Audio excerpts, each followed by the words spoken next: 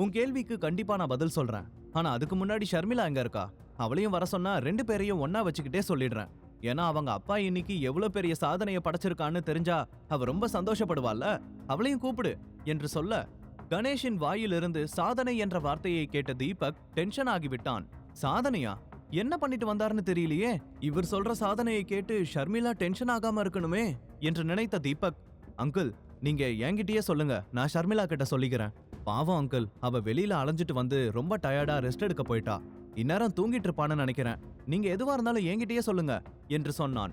ஒரு செகண்ட் ஏமாற்றமாக உணர்ந்த கணேஷ் பிறகு தீபக்கிடம், சரி விடு, அவ தூங்கட்டும், நான் உன்கிட்டயே சொல்றேன். நீ அப்புறமா அவகிட்ட சொல்லிடு.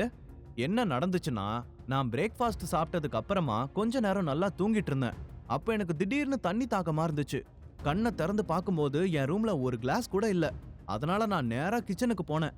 அப்ப நான் நடக்கும்போது என் உடம்புல எந்த பெயினும் இல்ல. கொஞ்சம் கூட டயர்ட்னஸே தெரியல. நான் வேற ஏதோ ஒரு உலகத்துல இருக்கிற மாதிரி ஃபீல் பண்ணேன். எனக்கு இன்னும் கொஞ்ச நேரம் நடக்கணும் போல இருந்துச்சு. வெளியில கொஞ்ச தூரம் காத்தார நடந்து போகலான்னு தோணுச்சு. அவர் பேசிக்கொண்டே இருக்க தீபக் தண்ணீர் குடித்துக்கொண்டே அதை கேட்டுக்கொண்டிருந்தான். அவர் தொடர்ந்தார், நான் வெளியில போறதுக்கு முன்னாடி நீ எடுத்து வச்சிருந்த 2 டேப்லெட்டையும் பார்த்தேன். போற வழியில ஏதாவது பிரச்சனை வந்துச்சுன்னா என்ன பண்றதுன்னு நினைச்சு அந்த 2 டேப்லெட்டையும் எடுத்து என் பாக்கெட்ல வச்சுக்கிட்டேன். அதுக்கப்புறம் நான் வெளியில போனேன். ஒரு மாதிரி நல்லா இருந்துச்சு. சரி, கூட்டமான இடத்துல நடந்து போகலாமேன்னு தோணுச்சு. அதனால மாடர்ன் மார்க்கெட் போகலான்னு முடிவு பண்ணேன். அவர் மாடர்ன் மார்க்கெட் என்று சொல்வதை கேட்டவுடன் தீபக் வாயை பிளந்தான். ஏனென்றால் அந்த மார்க்கெட்டில் நிறைய மோசமான விஷயங்கள் நடக்கும் என்று அவனுக்கு தெரியும். ஒருவேளை கணேஷ் ஏதாவது மோசடிகளில் சிக்கிக் கொண்டாரா என்று பயந்தான். அதை கவனித்த கணேஷ் தீபக்கிடம், ஏ தீபக், நீ எதுக்கு டென்ஷன் ஆகுற? நீ பயப்படுற மாதிரி ஒன்னும் ஆகல என்றார். அங்கிள், நீங்க எதுக்கு அங்கிள் அந்த மாதிரி இடத்துக்கெல்லாம் போறீங்க? அந்த மார்க்கெட்ல நிறைய தப்பு நடக்குதுன்னு கேள்விப்பட்டிருக்கேன் என்று தீபக் சொல்ல அவர் சிரித்து விட்டு, ஐயோ தீபக், நீ தேவையில்லாம டென்ஷன் ஆகுற. அங்க அப்படியெல்லாம் ஒன்னும் இல்ல. இப்ப நான் அங்கதானே போயிட்டு வரேன் என்றார். ஆனால் தீபக்கின் டென்ஷன் இன்னும் நீங்கவில்லை. அங்க நீங்க யார்கிட்டயாவது ஏதாவது பேசுனீங்களா அங்கிள்? ஏதாச்சும் பொருள் வாங்குனீங்களா என்று கேட்க, இல்ல தீபக், நான் யார்கிட்ட இருந்தும் எதுவும் வாங்கல. நான் தான் பொருளை வித்தேன் என்று கணேஷ் சொல்ல, நீங்க வித்தீங்களா? என்ன அங்கிள் சொல்றீங்க என்று ஆச்சரியத்துடன் கேட்டான் தீபக். ஆமாம்பா, நான் அங்க ஒரு வித்தியாசமான ஆளை பார்த்தேன். அவன் பார்க்கவே ரொம்ப விசித்திரமா இருந்தான் என்று சொல்லிக் கொண்டிருக்க தீபக் இடைமறித்து, அந்த ஆளு பார்க்க எப்படி இருந்தான்? அவன் உங்ககிட்ட ஏதாவது பிரச்சனை பண்ணனானா? உங்களை எதுலயாவது மாட்டிவிட முயற்சி பண்ணனானா? இல்ல உங்ககிட்ட இருந்து பணம் ஏதாவது ஏமாத்திட்டானா என்று டென்ஷனாக கேட்டான். இல்ல தீபக், அவன் ஒரு வியாபாரி. அவன் என்கிட்ட ஒரு ஆன்டிக் டிசைன் முத்துச்சரத்தை காமிச்சான். அது கிட்டத்தட்ட 300 வருஷம் பழமையானதுன்னு சொன்னான்.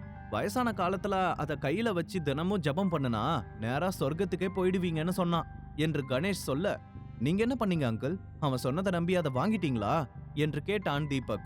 சேச்ச, நான் அதை வாங்கல. ஆனா எனக்கு அவனோட சாமர்த்தியமான பேச்சு ரொம்ப பிடிச்சிருந்தது. அவனோட பேச்சு திறமைய பார்க்கும்போது எனக்கு ரொம்ப ஆச்சரியமா இருந்துச்சு. அதனால நான் அவன்கிட்ட ஒரு டீல் பேசினேன். அங்கதான் நீ என் சாமர்த்தியத்தை கவனிக்கணும். நான் அவன்கிட்ட, தம்பி, நீ ரொம்ப நல்லா பேசுற, உனக்கு நிஜமாவே சாமர்த்தியம் இருந்தா என்கிட்ட இருக்கிற டேப்லெட்டை ஒரு நல்ல விலைக்கு வித்து கொடு பார்க்கலான்னு அவனை சேலஞ்ச் பண்ணுனேன். அவனும், கண்டிப்பா நீங்க நினைச்சு பார்க்க முடியாத விலைக்கு வித்து கொடுக்க முடியும்னு சொன்னான். அவன் என்கிட்ட இருந்த டேப்லெட்டை வித்து கொடுத்தது மட்டும் இல்லாம அந்த ஜபமாலையையும் ஃப்ரீயாவே கொடுத்துட்டான். இங்க பாரு, இதுதான் அந்த ஜபமாலை என்று சொல்லிவிட்டு அந்த முத்துச்சரத்தை எடுத்து தீபக்கிடம் காட்டினார். ஆனால் அதை கேட்டவுடன் தீபக் மேலும் டென்ஷன் ஆகிவிட்டான். உடனடியாக கணேஷ் கையில் இருந்த முத்துச்சரத்தை பிடுங்கிக் கொண்டு, அங்கிள், இந்த மாதிரி ஆளுங்களை எல்லாம் நம்பாதீங்க அங்கிள். அந்த டேப்லெட் இப்ப எங்க இருக்கு என்று கேட்க, அதை நான் அவங்க கிட்ட கொடுத்துட்டேன். அது கொடுத்ததுனால தானே இந்த மாலை எனக்கு ஃப்ரீயா கிடைச்சது என்று சொல்ல தீபக் டென்ஷனோடு, நீங்க ஏன் அங்கிள் முன்ன பின்ன தெரியாதவங்க கிட்ட எல்லாம் டேப்லெட்டை கொடுக்குறீங்க? அதை அவன் என்ன பண்ணா என்று கேட்க, நீ டென்ஷன் ஆகாத தீபக், அந்த டேப்லெட்டை அவன் எவ்வளவு அழகா சேல் பண்ணி கொடுத்தான் தெரியுமா? நான் அந்த டேப்லெட்டை அவன்கிட்ட கொடுத்து, இதை என் கண்ணு முன்னாடியே வித்துக்காமி, நீ எப்படி விக்கிறேன்னு நானும் பாக்குறேன்னு சொன்னேன். சொன்னா நீ நம்ப மாட்ட.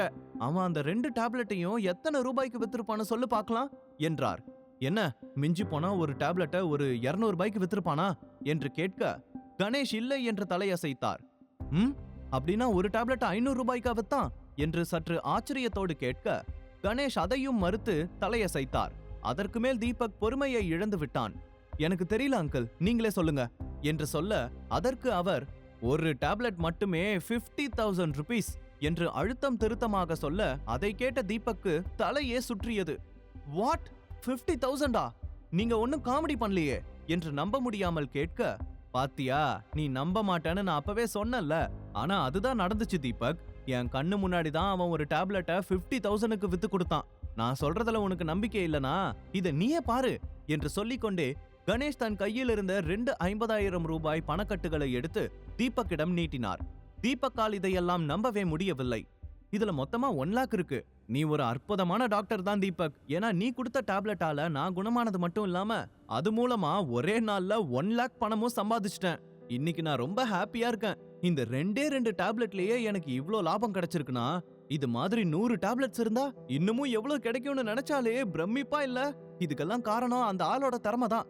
அழகா பேசி எப்படியோ வித்துடுறான். நான் மறுபடியும் அந்த மார்க்கெட்டுக்கு போய் அவனை மீட் பண்ணணும். என்ன தீபக், நான் இவ்ளோ சந்தோஷமான விஷயம் சொல்லிட்டு இருக்க, நீ எதுவும் பேசாம சைலண்டா இருக்கியே என்றார்.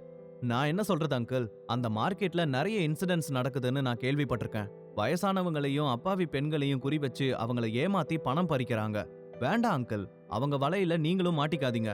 அவங்க எப்படி ஸ்கெட்ச் போடுவாங்கன்னு நமக்கு தெரியாது. முதல்ல நம்ம கிட்ட ரொம்ப நல்லவங்களா தான் நடந்துக்குவாங்க. ஆனா கொஞ்ச நாளுக்கு அப்புறம் அவங்களோட ப்ராப்பர்ட்டி, பேங்க் பேலன்ஸ்னு எல்லாத்தையும் கொள்ளை அடிச்சிருவாங்க. ஏமாந்ததுக்கு அப்புறம் வருத்தப்பட்டு எந்த பிரயோஜனமும் இல்ல. உங்களுக்கு கெஞ்சி கேட்டுக்கிறேன் அங்கிள், தயவு செஞ்சு இந்த மாதிரி ஆளுங்க கிட்ட இனிமே பேசாதீங்க. அந்த ஆளை மறுபடியும் மீட் பண்ண முயற்சி கூட பண்ணாதீங்க ப்ளீஸ் அங்கிள். இந்த விஷயம் மட்டும் ஷர்மிளாவுக்கு தெரிஞ்சா அவர் ரொம்ப கோவப்படுவா என்றான். ஆனால் தீபக் தான் பணம் சம்பாதிப்பதை தடுப்பதாக நினைத்த கணேஷுக்கு அவனுடைய அட்வைஸ் அறவே பிடிக்கவில்லை. அதனால் அவர் எந்த பதிலும் சொல்லாமல் தன்னுடைய ரூமுக்கே சென்று விட்டார். தீபக்கும் தன்னுடைய ரூமுக்கு சென்றான். அவன் ரூமுக்குள் வரும்போது ஷர்மிளா பெட்டில் தலையை பிடித்துக் கொண்டு அமர்ந்திருப்பதை பார்த்த தீபக் வருத்தத்தோடு, என்னாச்சு ஷர்மி, ஆர் யூ ஓகே? ஏன் என்னவோ மாதிரி இருக்க? கவலைப்படாத, எதுவா இருந்தாலும் கூடிய சீக்கிரம் எல்லாம் சரியாயிடும் என்று சொல்ல, எப்படி சரியாகும் தீபக்? இன்னைக்கு ஒரே நாள்ல எவ்வளவு ரிஜெக்ஷன் தெரியுமா? எப்படி என்னால எல்லாத்தையும் சமாளிக்க முடியும்? எனக்கு ஏன் மேலேயே பயங்கரமா கோபம் வருது, டிப்ரஸ் ஆகுது என்று சொல்ல, தீபக் எந்த பதிலும் சொல்லாமல் அமைதியாக இருந்தான். என்ன தீபக், ஏன் அமைதியா இருக்க என்று கேட்க, இல்ல நீ ஏற்கனவே டிப்ரெஷன்ல இருக்க, அதான் எப்படி சொல்றதுன்னு யோசிக்கிறேன். ஏன்னா இப்ப நான் சொல்ல போற விஷயத்த கேட்டா நீ உன்னோட பிரச்சனையை கூட மறந்துட்டு அங்கிளை நினைச்சு கோவப்பட ஆரம்பிச்சிடுவ என்று சொல்ல, கணேஷின் பெயரை கேட்டவுடன் ஷர்மிளா பதறினாள். ஏன், என்னாச்சு தீபக்? அப்பாவுக்கு என்னாச்சு? அவர் நல்லா தானே இருக்காரு. அவரோட காயம் எப்படி இருக்கு என்று பீதியோட கேட்க, கூல் ஷர்மி, விஷயம் அவரோட ஹெல்த்த பத்தி இல்ல. நான் இப்ப சொல்ல போற விஷயத்துக்கும் அவரோட ஹெல்த்துக்கும் எந்த சம்பந்தமும் இல்ல. சொல்ல போனா அவர் சின்ன குழந்தை மாதிரி ரொம்ப ஆக்டிவா இருக்காரு, துள்ளி குதிக்கிறாரு என்று சொல்ல, பின்ன வேற என்ன ப்ராப்ளம் என்று கேட்டாள் ஷர்மிளா. இன்னைக்கு காலையில அவர் கொஞ்சம் பெட்டரா ஃபீல் பண்ணதுனால வெளியே வாக்கிங் போலான்னு நினைச்சிருக்காரு. அவர் நேரா மார்க்கெட்டுக்கு போயிருக்காரு. அங்க போய் அவர் என்ன பண்ணிருக்காரு தெரியுமா? நான் வச்சிருந்த 2 டேப்லெட்டையும் சேல் பண்ணிட்டு வந்திருக்காரு என்று சொன்னான். டேப்லெட்டா? எந்த டேப்லெட் என்று குழப்பத்தோடு கேட்டாள் ஷர்மிளா. அவர் குணமாகறதுக்காக நான் கொடுத்த டேப்லெட் தான். ஒரு டேப்லெட்டை 50,000க்கு வித்திருக்காரு. 2 50,000 ரூபாய் நோட்டு கட்ட காமிச்சு இன்னைக்கு நான் அந்த டேப்லெட்டை வித்து 1 லட்சம் ரூபாய் சம்பாதிச்சுட்டேன்னு சொல்றாரு. இதுக்கு பின்னாடி ஏதோ ஒரு சூழ்ச்சி இருக்கும்னு தோணுது. யாரோ ஒருத்தன் உங்க அப்பாவை நல்லா ஏமாத்திருக்கான். உங்க அப்பா கிட்ட நல்ல பேர் வாங்கி அவரோட ஒரு பழக்கத்தை ஏற்படுத்திக்க தான் இப்படி எல்லாம் பண்ணிருக்கான். உங்க அப்பாவும் முன்ன பின்ன தெரியாத ஒருத்தன் நமக்காக ஏன் இவ்ளோ பெரிய வேலைய பார்க்கணும்னு கொஞ்சம் கூட யோசிக்காம அவன் சொல்றத அப்படியே நம்பிட்டு வந்திருக்காரு. திரும்பி அவனை மீட் பண்ண போறேன்னு வேற சொல்றாரு. அதான் கொஞ்சம் டென்ஷனா இருக்கு என்றான். அதை கேட்டு டென்ஷனான ஷர்மிளா, அதை விட எனக்கு வேற ஒரு விஷயத்த நினைச்சாதான் பயமா இருக்கு. அந்த டேப்லெட்டை யாராவது சாப்பிட்டு அவங்களுக்கு ஏதாவது ஒண்ணு ஆயிடுச்சுன்னா என்ன பண்றது? இதனால அப்பாவுக்கு ஏதாவது பிரச்சனை வருமா என்று பயந்தபடி கேட்க, சேச்சே, அந்த டேப்லெட்டை சாப்பிட்டு அங்கிள் கியூர் ஆனதை நீயே பார்த்தல்ல. அது காயங்களை சீக்கிரமா குணப்படுத்திடும், டயர்ட்னஸை நீக்கும், அவ்வளோதான். அது ஒரு சாதாரண டேப்லெட் தான். அதை சாப்பிடுறதுனால யாருக்கும் எதுவும் ஆகாது. ஒருவேளை நிறைய டேப்லெட் சாப்பிட்டா மூளைக்குள்ள இருந்து ரத்தம் வரதுக்கு வாய்ப்பு இருக்கு. ஆனா அவரு 2 டேப்லெட்டை தானே கொடுத்திருக்காரு, ஒன்னும் பிரச்சனை வராது.